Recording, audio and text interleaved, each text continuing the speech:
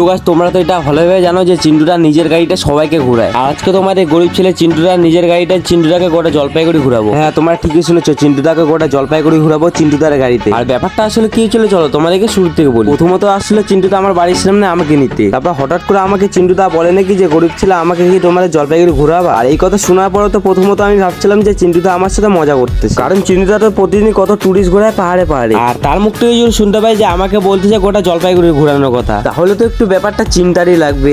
बात तो सही है। Hello baby, I miss you. ये क्या हो गया?